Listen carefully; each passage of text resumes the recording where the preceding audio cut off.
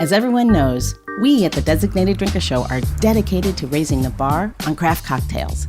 And now we need your help and just a little bit of your time. We'd love to hear what you think of the show and to find out what you want more of and even what you don't. So please head over to designateddrinker.show to complete our listener survey, because what you, our loyal listeners, want is exactly what we aim to deliver. I promise it will only take a few minutes of your time to complete the survey, and for doing so, you will receive an exclusive invite to our Let's Get Twisted Cocktail Hour, a live online interactive event with me and Gina. We'll be serving up some fun times as we try to answer your questions, deal out a few fun cocktail facts, and of course, share some good laughs, all while Gina doles out her tips and tricks as she shows us how to craft three amazing cocktails. So head over to designateddrinker.show, dish out your thoughts, and we'll see you at the Let's Get Twisted Cocktail Hour. The date and time will be determined by survey participation, so go do it today. And hell, share with your friends, family, clergy, postal worker, dog walker, I don't know, anyone you know who appreciates a tasty cocktail and some intoxicating boozy banter. You know we can't wait to hear from you.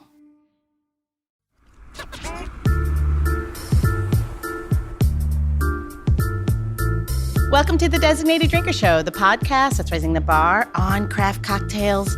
I am your host, Louise Solis, and with me, as always, is my incredibly talented friend, who is my very own little elf on the shelf, the mixtress DC Gina. Oh, boy. Elf on a shelf. Well, sort of. You think about it like you're in the bar, you're watching things, you see things, you know when people are naughty and nice. I encourage the naughty. Well, I reward the naughty, really. That's why you're perfect at what you do. All right, I want to go into little holiday traditions with you. We all have our own holiday traditions. They're going to be based on our own family traditions, our cultural heritage, your spouse's traditions, a place where you call home in the world, and even the marketing gods, you know, who they kind of influence people. They all play a role in the way we choose to celebrate the season. And I found some pretty unusual and maybe lesser-known traditions I think you might find surprising. Go. Did you know in Iceland they have the Yule cat? Yule cat with a T. Cat. Okay. According to Icelandic folklore, this vicious cat lurks around during the around Christmas time and eats people who have not received any new clothes before Christmas Eve. That sounds like a way to get your kids to get dressed up for Mass. I like that. Well, they think that maybe this started from pretty much a scare tactics for farmhands to get them to finish the autumn wool before Christmas time. Seems kind of odd. I got another one for you. Seems really fucked up is what it seems. It is, because like if you don't have new clothes, you're going to get eaten by a cat. That doesn't seem right. This makes me hold back to the snallygash. So let's keep going. So this next one, this one's a little different. Is it about Krampus? It's not. Damn. I might get there. This tradition, it's relatively new. It traces back only to 1974, and I actually find it kind of funny. So in Japan, Christmas really isn't celebrated, but apparently KFC is. Yes. Yes. In Japan, Kentucky Fried Chicken is the traditional meal served on December 25th. And it's so popular that it is recommended that you order your Colonel's special recipe or secret recipe, whatever that is, more than 2 months in advance. Great. Can we bring that here? Because I would like to not cook anymore. I'm going to start it here. I'm going to observe the Japanese culture of Christmas. Here's your KFC, everybody. I'll wear a fucking kimono and everything. Everybody serves sake. Yeah, it'd be amazing. People will be like, what's going on? Not doing the Simon Fishes anymore. Not doing anything else. I'm going to embrace that one. Go. All right. And this one I think you might know a little bit about. It's a little something different. But so in Italy, Santa Claus is not the only gift giver. Oh, no. There is a little ugly but kind old witch. Yep. Known as Befana. Is it Befana? Yeah. Befana? Yeah. Who also brings gifts, comes bearing gifts during the holiday season. Striga. On January 5th, which, if everyone doesn't know, that is the eve of the Epiphany. And instead of cookies and carrots, parents put out a plate of broccoli with spiced sausage and a glass of wine for her. And or according to my research anyway, and tradition says that this good old witch just flies about on her broom. This sounds familiar, and enters homes through a chimney to deliver clothing, toys, and candy to all the good boys and girls. Mm-hmm. Do you have First of all, it sounds like the greatest late night snack. And if you could just put it with a piece of bread, amazing. I like the wine. Yeah. Like Santa really fucked up with asking for milk. Yeah. Because milk late night really upsets your stomach, so I would go with the wine. Did we ever do the Bafana? No. My father was here, so we did the American style, but that is a real thing, and it's really funny. And people still observe it. Yeah. I don't know about the broccoli. I feel like broccoli rabe is what they got. And there's also a sandwich that's traditionally made with broccoli rabe now, with like a pork sandwich. Yeah. That kind of came from this whole thing, but yeah. Well, there you go. Yeah, no, I love it. You think you'd put a sandwich out for her because it'd be easier because she's on the go. She's like flying about on her broom, pick up a sandwich. It seems like if you had a plate of broccoli and sausage, it'd be a little harder to eat. They've been calling Italian women, witches for a long time. Strega, right? So anyway, keep going. I want to hear the rest. So speaking of all these holiday traditions brings me to today's designated drinker. She is Director of Education at the Smithsonian Latino Center and is here to dish up some fun holiday traditions for us. You like that? Yes. It's Emily Key. Welcome to the show, Emily. Oh, thank you for having me. It's a pleasure. Great to have you. So let's jump into these cultural traditions during the holidays, but I also want to find out what's going on at the Latino Center. So, I think I'm going to pull up my bar stool and have a lovely chat about, what you can find at the Smithsonian. We are really excited. The Smithsonian is embracing all sorts of really great activities, and two of them are major. They are two new museums on the National Mall. Were approved by Congress last Christmas, right after the Christmas holiday, right before the end of the year in 2020. And it's the National Museum of the American Latino and the National Museum of American Women's History. So we're really excited, and as part of these two great museums and all this work that we're doing at the Smithsonian to bring untold stories of women, of Latinos, of African Americans, of Asian Pacific Americans to the forefront, we're excited to be opening up the Molina Family Latino Gallery in the spring of 2022 at the National Museum of American History.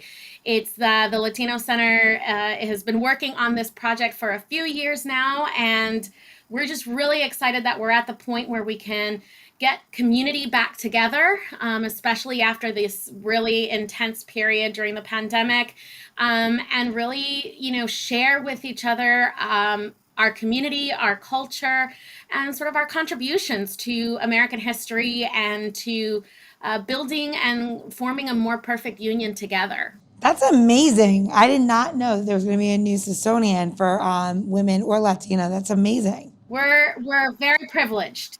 When does that break ground? So we don't know when it breaks ground yet. They are still in the first initial stages of, selecting a new founding director for both of the museums and site selection. So it'll be a ways off. But in the meantime, we're excited to be able to bring to the public this amazing gallery that will really start telling the story of Latinos in this country even before there was a United States of America, which is really cool to get to talk about pre-contact history, and also just be able to share with the community as well as with people who are interested in this information, just how many really great stories and traditions the Latino community has here in the U.S. And we're excited to do that. And I think, we're really approaching it as an opportunity to break bread, so to speak, with different communities. Whether you're Latino or not, we hope that you see yourself in some of the stories or your family in some of the stories that we're going to be highlighting. That is so great. That is so great. I did not know. I have a mask on, but I have a big smile on my face too. So that's incredible. Oh, well, finally, you'll have to come out and check it out in the spring. I am a big fan of the Smithsonian. Have been, always will be. As a matter of fact, I have a mural in this. We're at Last Call Bar here in Union Market District, and Smithsonian just did a whole mural on the side as part of their like Union Market area. They're just doing all these installs. So big fan. That's all I have to say. Big fan, big supporter. Whatever you ever need, the answer is yes. Oh, well, thank you. And I'm actually a big fan of Last Call. I get together with friends at Union Market all the time. So the Union Market district is really a very special place here in DC. Oh, then you should definitely come see the mural before they graffiti it up. But I'm not sure if that's part of the design. But right now it's beautiful and it's completely, you can see everything. Yeah. But I cannot promise that for next week. Although it could be more beautiful. Because some of the artists that do the graffiti, it's just unbelievable how talented they are. Yeah, I saw it when I came in this morning. I was like, it's been a minute, so it's great. It's great. Really quite beautiful. Well, it's been a minute for me too, so I'll have to get out there. Yes. So, Emily, when we were talking, you have a really interesting journey on how you ended up at the Smithsonian. Will you share that? Sure. So, I like to tell people, and I actually legitimately do this all the time. I like to tell people that I'm what you would call a frustrated astronaut.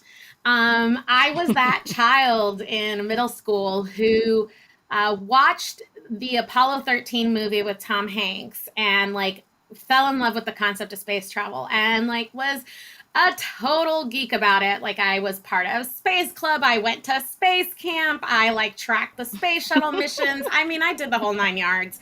And I was going to be an astronaut, and that's what I was going to do.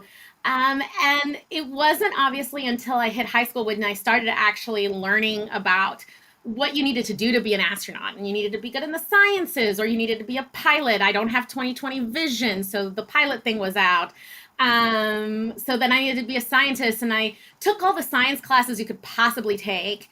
And it wasn't until I hit physics that I just was not my cup of tea. Let's just say that there was a lot of help needed to get those grades. And I realized that maybe that wasn't my area. And then somebody was talking to Fred, and she was like, but you don't even like roller coasters. How would you be an astronaut if you don't like roller coasters? It takes an astronaut on the space shuttle or on any one of the vehicles. It takes they go 17,500 miles an hour in order to escape Earth's gravitational pull.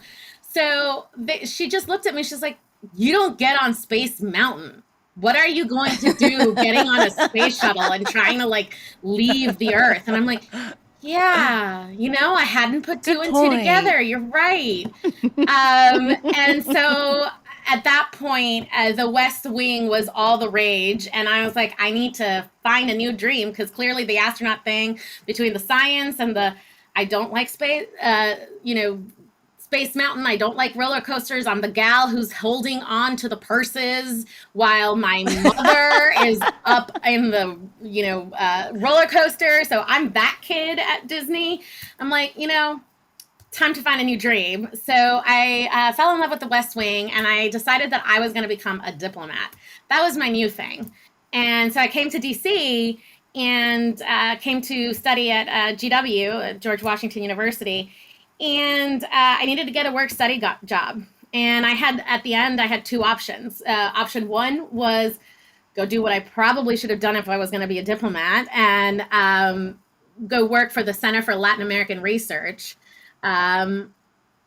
doing, research all alone, in front of a computer or in a library, back when you only could do research in libraries. Now that, everything's online, I'm sure kids today don't know what a card catalog is. So, I was back in the day of, you would be in an actual library by yourself doing research. Or this amazing job being a museum aide at the Air and Space Museum. And then I was just like, oh my gosh, those who cannot do, teach. And this is brilliant. This is going to be great. This is going to be fun. I'm going to be super excited to do this. So I became a museum aide for the Air and Space Museum. I was there for about 3.5 years, all throughout college and a little after college. And I would teach kids how things fly. Literally, I would teach kids about how airplanes fly. I teach kids about how planes move in the air, how they land, how they take off, the mechanics of it. I teach people about rocketry and all those things that, by the way, I wasn't actually really good at in school. Yeah. I somehow, when a curator talked to me with the objects, I somehow got it. And in the meantime, I continued getting my degree, and I did go and work as a researcher for the Organization of American States for a while. And I missed the museum world. I missed being able to see the spark in kids' eyes when they learned something new and different that they'd not heard of before. And, just between you, me, and the fence post, I really miss the applause that you get at the end of the day when you do a demonstration and, 100 people are applauding you. Yay, you did a great job. Congratulations. Yeah. It does something for you when you get that 3 or 4 times a day, when you do 3 or 4 shows in a day and you get a few hundred people clapping at you, makes you feel good. Yeah. It really does. So I got back into the museum world and I came back to the Smithsonian and I landed my job at the Latino Center. And it's been an amazing ride ever since. Just developing all sorts of really interesting things for people to learn about what it means to be Latino in the U.S., for young people to discover their own heritage and their own cultural traditions. And interestingly enough, the breaking bread concept is something that, is very much a core part of how we do programs, right? For young people, it's getting together around a table and breaking bread and talking about, our different cultures. And I've had programs where people are just like, I never knew that about my culture or my community. And so I think that's one of the, Sure. Fascinating things about just food and beverage is that it brings people together. And, this idea that we can come together even if we're different and really find commonality. And I love that. Yeah, absolutely. When we were talking before, the more people even from different cultures, different parts of the world, the more you get to know about them, the more you realize there's less differences. Exactly. There's less there. You have more things in common, although you may come from completely different parts of the world that don't overlap, but you learn that we all have that same human experience. Completely. No, it's totally true. I agree with you in that. You have some some of the same challenges, some of the same, obviously aspirations. So I think I think in places like the Smithsonian, like where you're at, you get to be introduced to those things, even if you're not in those different places in the world. It's kind of like you bring the world to the people. Ooh, that's a good thing to say. You like that? Yeah, That's bring the world to the people. Think about it. I love that. I'm gonna steal that now. I'm gonna steal that little sound bite because it really is true. That sound bite is incredible. Good. I'm gonna. Are you a marketer by any chance? Because that's a great sound bite. Is my advertising skills showing? Just a little bit. You know what? I'll take it. There you go. Free of charge. So let's talk about traditions, shall we? What's common in your family? Well, I have this very mixed family, and I think that has made me all the richer for it. So I'm Venezuelan, American, but my mom, on my mom's side, her mom was Mexican. And her father, my grandfather on my mom's side was, American, blonde, blue-eyed from Texas, met my grandmother on the GI Bill and Wow. was in Mexico studying on the GI Bill, met my grandmother and, they fell in love. They met at a Valentine's Day dance. I mean, how romantic. Aww. And she decided that she loved him enough to leave her family and leave Mexico City and move to this small town, Edinburgh, Texas, on the border, middle of nowhere, going from one of the largest cities in the world to literally a town that was, everybody knows your name, basically. And, going to a country where she didn't speak the language and trying to sort of find common ground with her in-laws and realizing that food was the way to do it. And so my grandmother became really famous in the family, in the American side of the family, for her burritos. She was the gal who would bring the burritos to every get-together and to every party. And it was because of her food that she was able to really find a way to communicate with her, white in-laws that did not have any inkling about who she was. My grandparents got married in Mexico City without the family there. So, Wow. here she was coming into a new family and a new country and a new language.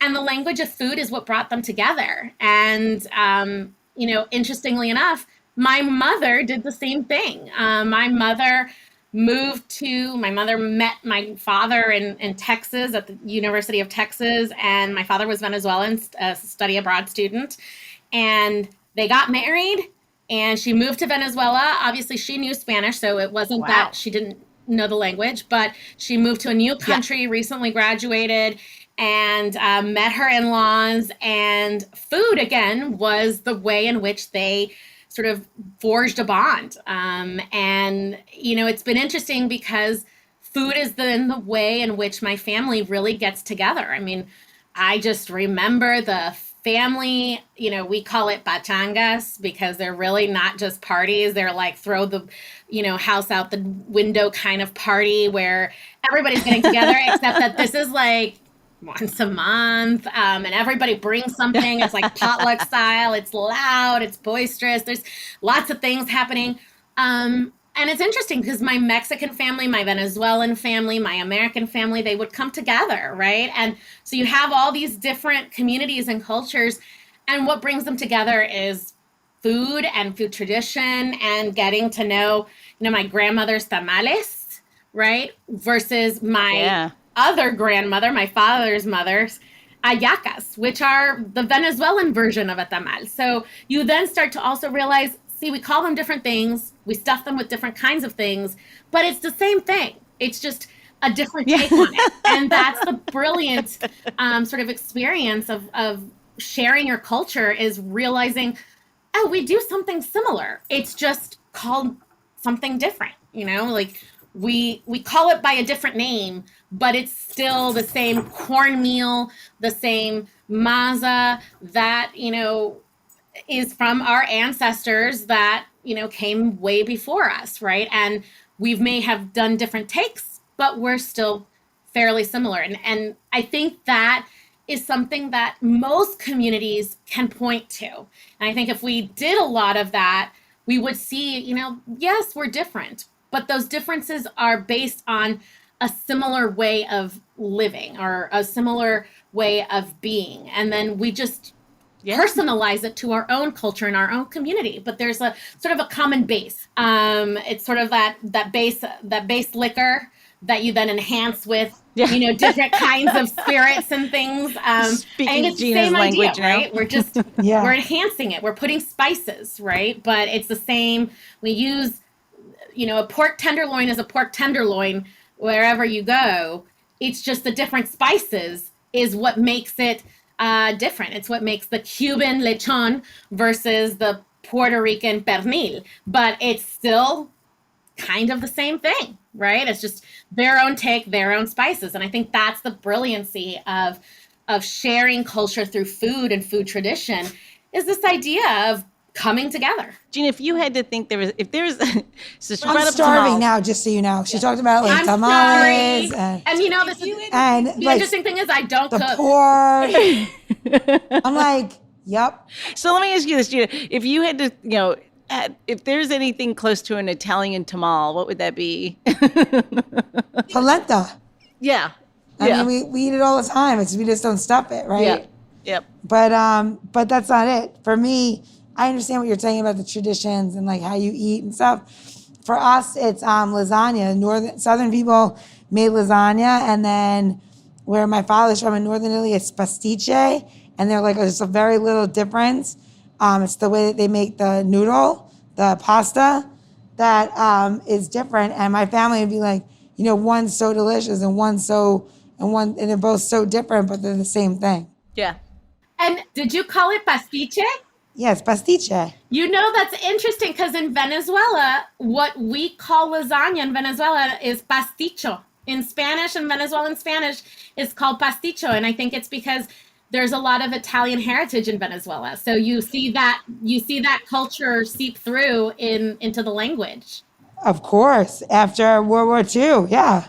A lot of Northern Italians had money to leave Italy during, the end of World War I, the beginning of World War II, and they immigrated to Venezuela for sure. Huh. Yeah. That's amazing, by the way. I love that you eat that. It's my favorite. Pasticcio, pastiche is what we call it. But it's one of my favorites. It's made with bechamel, and it's just creamier and thinner. And you actually make a crepe almost. Interesting. Yeah. Yeah. Oh, wow. Yeah. That sounds delicious. I know. That's what I'm saying. Like, I love the holidays just because you get to eat all of these things, right? So I don't know why like August 11th can't be a holiday of pasta, but maybe we should make that a national holiday or something. Start a new thing. Yeah, it should be a new thing, I think. Is there a National Pasta Day already? Because that's a shame if there isn't. No, there must be. I have no idea. You might have a noodle per day. I mean, a noodle a month. I have no idea. Every day of the month. A different noodle every day of the month. People call me and they're like, Gina, did you know it's National, Bacon, Egg, and Cheese Day? I'm like, I don't. But every day in my life is Bacon, Egg, and Cheese because I own a breakfast place. So. Yeah. We celebrate it every day. How is that different from Wednesday? I know. I'm like, I don't know. And also I want to know who has all the time to make things national days. Yeah. You know what I mean? Well, mostly it's people like me in advertising who are like, we need to make some shit up so we can sell some shit. Yeah. How about today's National Do Your Laundry Day when you're 7 so I can make my kids do their own laundry? There you go. Well, the good thing is, one thing, I think you can make that up right now. I think at this age, you can probably make it up. No, they're still too little. They don't get it. They're so funny. Like, can I put my slime in there? I'm like, okay, never mind. Anyway. So what do you, from a traditional standpoint for Christmas or the holidays, what do you do that you feel like really comes through from maybe your parents or your grandparents? Do you have anything traditional? Because I do not, unfortunately. Yeah. So every holiday, my mother really, I used to call my mother festive. She'd get really festive at the holiday time. And she would make her 5 children wash the walls in the house because God forbid my Aunt Anna that would visit from Brooklyn would actually say that her walls weren't washed every day. So I really... My Christmas traditions don't really start till Christmas Eve because the week before, my mother made us do every horrifying thing you could possibly imagine. But what we didn't realize is that the entire time she was teaching us how to do, like how to entertain, like make sure your house is presentable, right? Yeah. And then on Wednesday before Christmas or 3 days before Christmas, my mother would start her sauces, right? And she taught us how to make all these things, and and we'd be complaining. She'd make us peel so much garlic. We'd be like, Ma, I don't want to do this. And then she'd be like, you need to do it because you're going to feed your family. You're going to feed your family, and you need to peel the garlic, and you need to do this, and you have to help. And it never really occurred to me that my grandmother and my mother not so much, but my grandmother at that time, my grandmother's already in her 70s, 80s. Peeling garlic is tedious when you're older. Yeah. Like it hurts your fingers. So all the little kids peeled the garlic, right? And then the elders made the food. And they taught you as they were doing everything, but you complained the entire time. I complained the entire time. And then I couldn't wait for Christmas Eve because Christmas Eve we went to church at midnight. Went to church at 11 o'clock at night. Yeah. And church was in the dark and they gave you a candle and I could poke my brother with the candle and burn his skin. But really what it was, and I'm laughing because I was part of such a beautiful Italian rich community in New York, and my parents were very religious, and we spent a lot of time at church, and then we'd come home, and we would have breakfast at 3 o'clock in the morning from church. Oh, my goodness. Get to open gifts, sleep in, because we already had 7 fishes the night, that evening. And it is the biggest, longest day ever. And then we slept in the morning, and I never realized when I was a little kid. I got up on Christmas morning, 9, 10 o'clock in the morning, because we went to bed at 4 o'clock in the morning, right? Yeah. And and then you kind of just hung out the rest of the day on Saturday, and your family would come later for wine and charcuterie and cheese. No big meal on Christmas Day. Oh. Yeah. So it was an interesting life. Yeah. It's beautiful though, but that's my traditions. Do you do any of those Yes, now? we do 7 fishes. Sometimes we do it on Christmas Eve, sometimes we do it Christmas Day. This year, because my kids are a little bit older, we're gonna try to do it Christmas Eve traditionally go to church and then have the family over on Christmas Day just for like the same thing we used to do, charcuterie, any leftovers, cheese, like hang out, drink wine, let the kids play.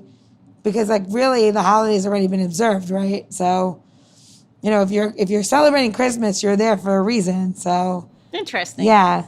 That's cool. And then also rainbow cookies. I don't know if you guys have that down. Well, you know, Mr. Solace is all about rainbow cookies. Yeah, rainbow cookies. Like rainbow that's it. Cookies. We would fight over the tray of Italian cookies would come, and there'd be like 9 rainbow cookies, and like the kids would literally be like eyeing the tray. He would do like full circles around the tray of cookies, going knowing where it was. So when your mother said you could have a cookie, every cousin, you were within everybody, arm's reach. Straight up cousin fights over the cookies. Like, and why they never bought more of the 9 cookies? Probably just because it was more fun to watch. They were I just don't know. terrorizing you, maybe. They would literally laugh so hard at us because we were like, just give me the cookie. Come on. One cookie.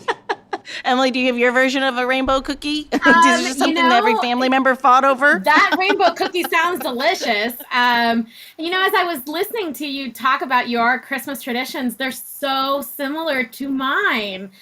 We don't do the 7 fishes, but we still do the celebration on Noche Buena, Christmas Eve, the Christmas Mass at midnight Mass, which in Mexico is called Misa de Gallo, which, you know, just means it's, you know, really early. That's why it's called Misa de Gallo. It's really early dawn.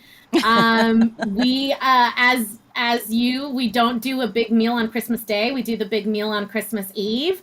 And then our family comes back to hang out the second day on Christmas Day, and we call it the recalentado, where we basically just reheat every leftover known to man that was in the refrigerator from the previous night, and we eat again. So interestingly enough, a lot of those same traditions we carry over, and I think you can see that influence, right, of the European Catholic influence in Latin America, and how those traditions have carried over to Latino communities in the U.S. As people from Latin America have immigrated to the United States. So it's amazing that while you were telling your story, I literally could tell that is my story too. Very similar. There's obviously difference in foods and what have you, but very similar overall tradition. It felt like you were telling my Christmas story. Did your mother make you peel like clean the onions, peel garlic, wash the walls? I mean, the cleaning was always over the top for me. So I confess that I don't cook. I'm a great eater. Okay. I'm a fabulous eater and a fabulous food taster, but I do not cook.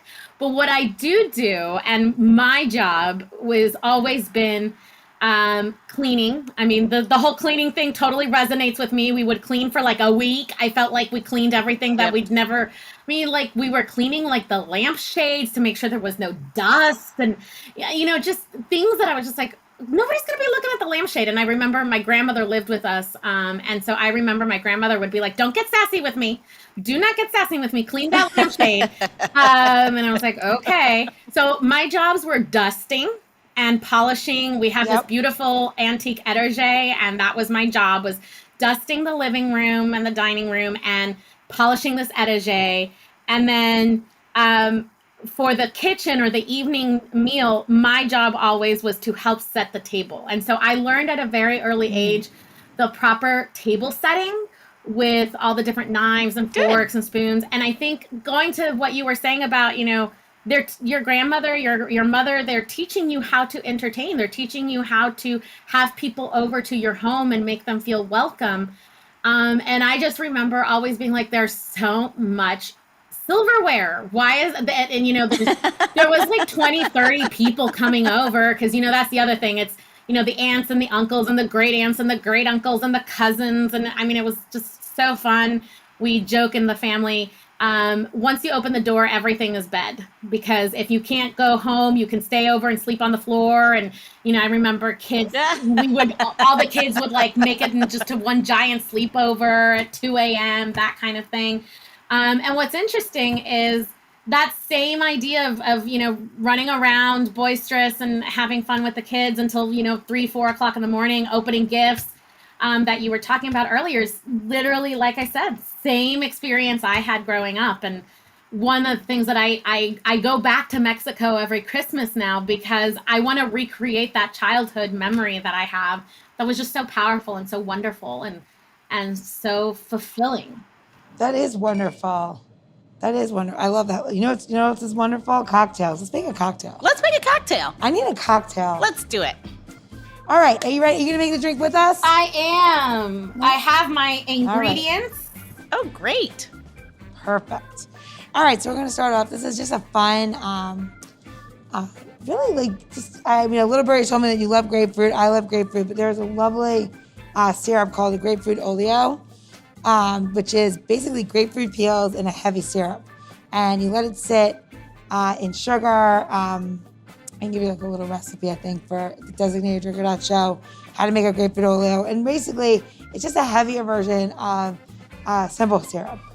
And you can do it with pink grapefruits, white grapefruits, whatever you want. We're going to use this one, pink grapefruit. So this cocktail is just like a really fun, like nice brighten way to brighten up your holiday drinks. Because everybody, well, not everybody, most people should know that this time of year is when all your citrus is beginning to peak. So you actually have all your beautiful citrus. It's coming out in the fall. It's grapefruits, lemons, limes, all that stuff. Unless you're in California, you guys have everything perfect. It's ridiculous. All right. So we're going to do 2 ounces of tequila. And then we're going to put in... we're making 2 drinks. We're going to put in 1 ounce of grapefruit juice, and then we're going to put in 1 ounce of grapefruit oleo syrup. And then we're going to add 1 ounce of lemon juice. Now, here's a trick. To make grapefruit juice taste like grapefruit in a cocktail, you add a little bit of lemon juice. And then we're going to add a 1/4 ounce, and we're making 2 of Fernet Branca. Fernet Branca is like a really, it's an Italian liqueur, or not liqueur, aperitif that's like it's a little bit minty. It's just kind of really delicious. And it gives it just a little bit of like that Christmas spice to this cocktail. So I got these cute little sprinkles from, the grocery store for Christmas cookies. Yeah. But I realized that if you're going to make a margarita-esque kind of cocktail, and it is the holiday, you can get any of the colors that you want and make this into what you want it to look like. So you can do green, red, white, whatever you want. And I'm going to make it so we're going to put this on the outside of our drink. So just like, give it a little holiday pizzazz without a flavor. Oh, that's very nice. Okay. So we're going to take our drink and we're going to take our glass and we're going to just kind of give it a little lip. Now, I put these things side by side, and in theory, it's going to do it. And it did do it. So you have a little green, and it's like a little Christmas wreath, and it's really cutie. And, I'm going to tell you, I'm going to warn you now. You only have a few shots of getting that perfect line, half and half. So you kind of like do a little less each time. You do a little less sugar on the, I should have done less. Whatever. Here we go. It's very cute. All right. Done. It looks very cute. Yeah, but you know what? I was just thinking that you could totally do the these colors for the Mexico flag. Yes, you can. That would be super cute too. Maybe I'll do that. This can be a repurposed holiday drink. Yeah. Every day is margarita day. Yeah, I mean, every day's I don't tequila know if day. I really call this a margarita. I should say tequila day. I'm trying to think how I'd classify this drink. I think I'd classify this drink probably somewhere in the more like a, I'm trying to think. Is it not a Paloma? No, because Paloma has soda Okay. and See, shows you how much. grapefruit juice. I don't know. Maybe it's a cocktail. You know what? I'm going to probably classify it as delicious. Just Yeah. goes there.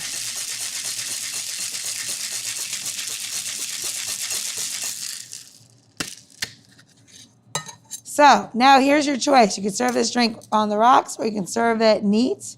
And I think I'm going to serve ours neat on a rocks glass. Okay, then. It Yeah. looks really pretty. It's very pretty. It doesn't need, yeah, I'm not adding anything else. No I'm not garnish? going to add ice. No. Okay. It has a garnish. The sugar. It's got a sugar garnish. I meant no fruit, I guess. Oh, no fruit. That's it. All right. Cheers. Ready, Emily? Cheers. Cheers, ladies. Wow, it's really good. Oh, that's really nice. Like it? Yeah, I do. It's very fresh. You're right. It's the Fernet. Yeah. I like the Fernet in there. That's for you. The Fernet is like my favorite. Like it's like one of my favorite things to do. Very good. Very open. You know, my great uncle from Mexico likes to say that you have a shot of tequila before you have your Christmas dinner. So he brings the good tequila to the table, and you have a shot of tequila to open the palate. Nice. So this reminds me of like a very nice way to open the palate, nice way to start a dinner. Emily, I need to meet your family. I feel like I would fit right in. I'm like, we're going to start this meal with tequila. Perfect. I love it. That's how we start the Christmas dinner. I'm telling you, by the time Christmas Eve dinner is over, let me just say we've all shared a lot of things. How do you not fall asleep at Mass? Tequila is a stimulant. Well, so the thing is that we don't actually have dinner before Mass. We do Mass first, and then we come back and have dinner. Oh, interesting. You don't do midnight Mass, right? No. No, they do. You do? Yeah. We're eating at like 1 a.m. I mean, we have snacks. We get together like 10 p.m. And we like have the botana, the appetizer. Then we go to Mass. And then we come back and have a lovely dinner, and just share with each other, and the kids open gifts. Nice. The adults, we get one gift each, kind of thing. But the kids, obviously, it's just the wonder of Christmas, right? Yep. And when they come home from Mass, Papa Noel, Santa Claus, he's visited. Although, believe it or not, in many Latin American countries, including Mexico, but also Puerto Rico and Colombia and Venezuela, the big gift-giving, toy-giving day is not Christmas. It's Three Kings Day on January 6th, which is known as Epiphany. That is actually when a lot of the kids get their big gifts of toys and things of that nature. It actually doesn't come on Christmas. It comes on Three Kings Day. So we do a 12-day celebration from Christmas Eve to Epiphany, which is actually fun factoid. That's what those 12 days from the 24th to the 6th are the 12 days of Christmas. Nice. Oh, Yeah, now the song is stuck in my head. Thanks, Emily. You're welcome. It'll be a wonderful way to count down the day. Exactly. So before we go any further, Gina, we got to do our housekeeping, our barkeeping. Okay. Where are we going to go to get the recipe? You're going to go to designateddrinker.show for tips, tricks, how-tos, recipes, a second recipe for oleo. Yes. Smithsonian link. Absolutely. All of those things. All of those things. And then if you missed that, it's designateddrinker.show. Thank you. Well, I have my last question of the day. Am I ready? Yeah, Yes. We're ready. All right, Emily. So in this day and age, everyone identifies themselves with some sort of spirited animal. And being that you're really proud of your Mexican heritage and like where you're from, you might, really like identify yourself with, or try to pick something really funny, a macaw, because they're gloriously beautiful colored birds, and they're found all over the Yucatan and Mexico and Mexico City sometimes. If you can identify yourself, though, as an ingredient, whether for food or drink, what would that ingredient be and why? Well, I'm going to be really true to my roots. Mexican chocolate, which is different than regular chocolate.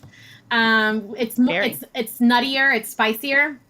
And I just love a good bit of Mexican chocolate, probably because it's nuttier and spicier. And, I people call me a sassy lady. And I think sometimes I really am that sassy lady. Maybe it's that opening tequila shot at dinner that makes you sassy. I don't know. But I love the taste of Mexican hot chocolate. And if you ask me what's my favorite hot chocolate, I would say Mexican hot chocolate, which is, the abuelita. You can find it in the grocery stores, or Ibarra. But when you go to Oaxaca, which is like the cradle of Mexican cuisine, they use the chocolate, the spiced chocolate, in not just beverage. They use it in food, in mole, and yeah. I think that is just, to me, one of the beautiful things about that chocolate is that it is versatile. It can adapt to different things. You can have it in a beverage. You can have it in a food. It can be an aromatizer or botanical. I think it's that adaptive flexibility that is very much who I am. Coming in and out of cultures. One of my favorite writers, Julia Alvarez, she wrote this very famous book, How the Garcia Girls Lost Their Accent. But one of the beautiful things that she said, I heard her in a talk once, and one of the beautiful things she says is that she considers herself an ocean wave. She goes in and out of her Dominican and American cultures. She's never only one thing or only another. She goes in and out as the circumstance allows. She adapts to it. And I just, as a Caribbean girl from the beach, who really identifies with the ocean, I think that when I heard that, it was just so amazing and powerful to me. And I think the Mexican spiced chocolate is very much like that. It adapts. It can be in many different types of ingredients and foods in a way that I think culture can do. Culture can adapt and be flexible and move and be fluid. And I think that's the beauty of it. We can make culture what we need it to be for our community and for ourselves.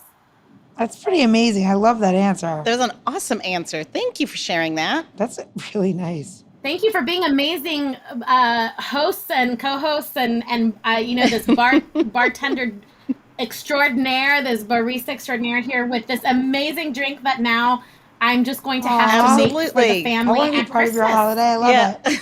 You, Gina and I are coming, just so you know, there's going to be 32 people this year. Yes, you said 30, it's going to be 32. You're going to have 2 extras.